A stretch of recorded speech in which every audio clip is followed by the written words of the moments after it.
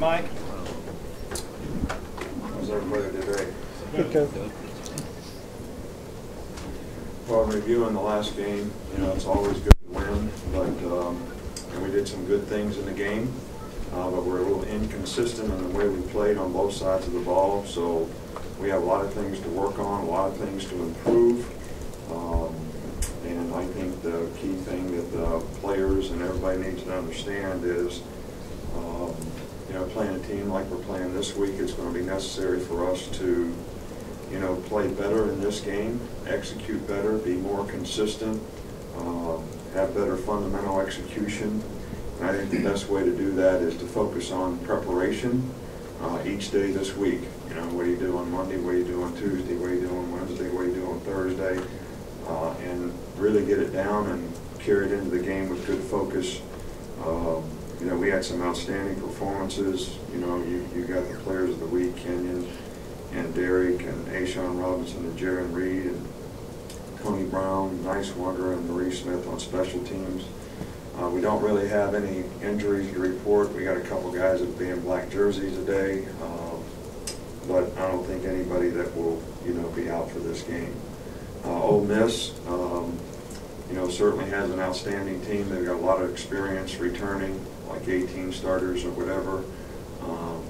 Obviously, when you score over 75 points a game, you got a pretty dynamic offense in a lot of ways. They've got a lot of good players. They got a great scheme. They do a really good job of executing, and they play fast. They're leading the nation in a lot of categories when it comes to offense. I think Chad Kelly has done a really good job for them. They got a really good runner in number 6. They've got really good receivers. Treadwell is probably as good as anybody in the country, and really good receiving core. And so their defense, they've got 7 starters back, and one of the best defenses in the SEC, giving up 12 points a game so far this year. So they're one of the best defensive teams in our conference as well. So this is a very, very good all-around team. Certainly going to be a challenging game for us, but we're looking forward to playing in the SEC, playing in our conference. This is a conference opener for us, and if you're a great competitor, you love to play in games like this, and this is certainly going to offer as many challenges as anyone could hope for as a competitor. Start here, Chris. Cyrus Jones seems to be playing with a lot more confidence this year. What have you seen from him in terms of his growth, and also how's he leading that secondary group? Well, I thought Cyrus played, most consistently for us last year. I do think that, the more a guy plays, the more experience that he gains. He's played very well for us so far this year. I think he has a good understanding of what we expect for him. He's done a good job so far in the return game for us as well.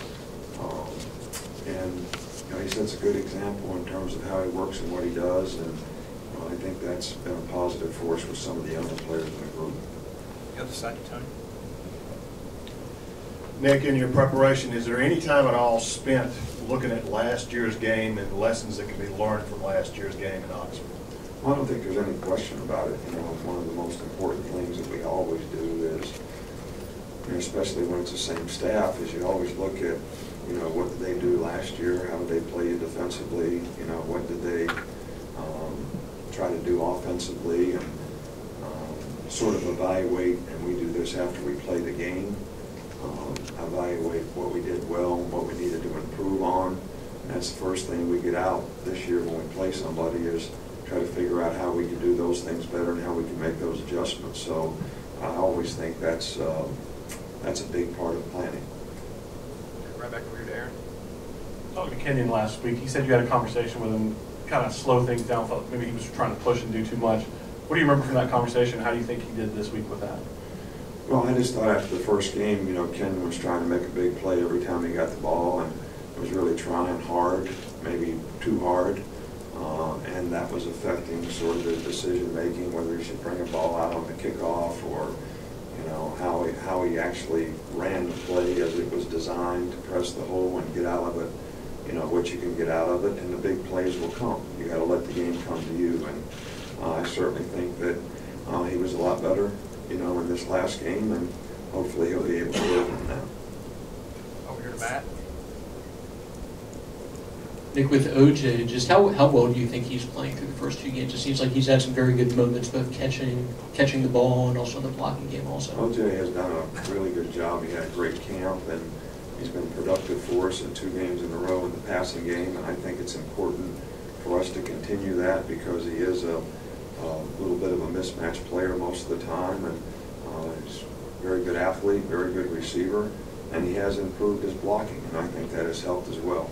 And do you see anything different about Ole Miss's offense with Chad Kelly in there compared to Bo Wallace schematically, or is it the same offense?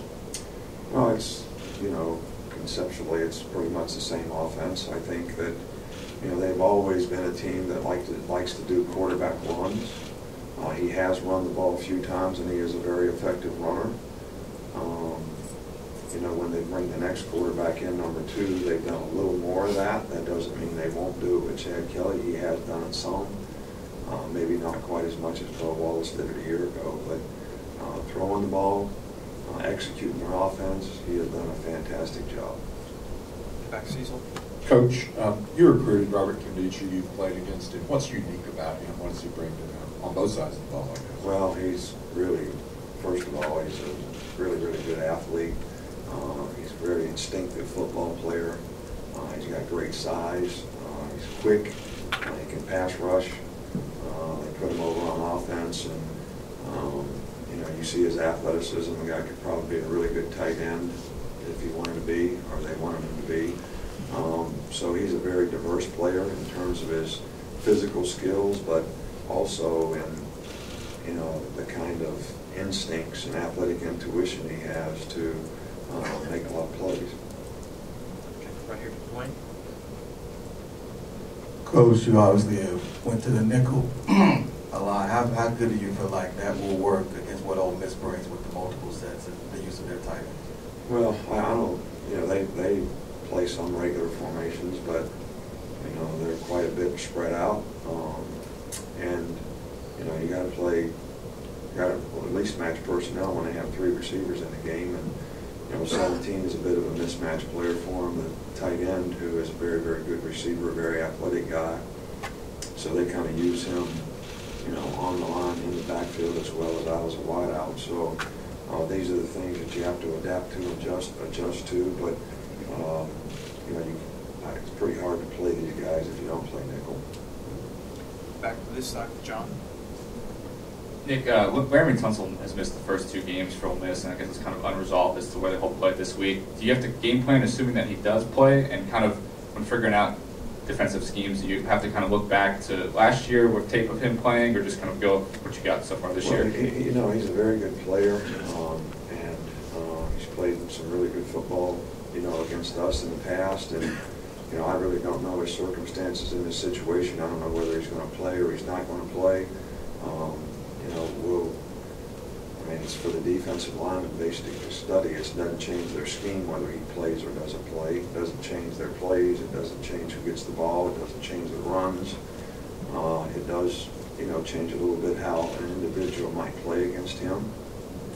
So I think that those individuals need to look at that, and if he plays, be ready for it. Back. Coach, as you get ready to face a team that has such a good receiving core, how do you feel about where your secondary is overall right now?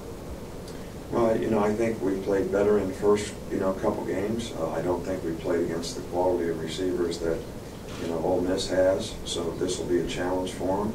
A few of the guys played against these guys last year, and we obviously need to do a better job this year than we did last year. But they make a lot of big plays, and they've made a lot of big plays in the first 2 games, and I think it's going to be really important that our guys understand that, we've got to not allow them to make big plays. That's a challenge in and of itself with the skill level that they have. A few more right here, Alex. Coach, I just wanted to ask you, can you explain the decision to go with Cooper at the beginning of the second half, and what you see after watching film from the 2 quarterbacks? You said they need to improve, but what you see from the great Well, I think that, both guys did some good things in the game, but I think both guys, need to, we'll see when they watch the film and probably feel this way that there's a lot of things that they could have done better. Obviously, we, threw too many balls that the other team could have intercepted. They intercepted a couple, but they could have intercepted a couple more.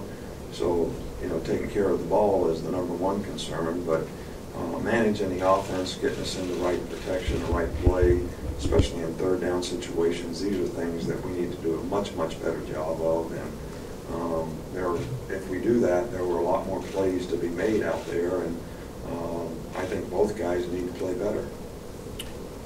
Front to Ken. Ole Miss defense can be very disruptive.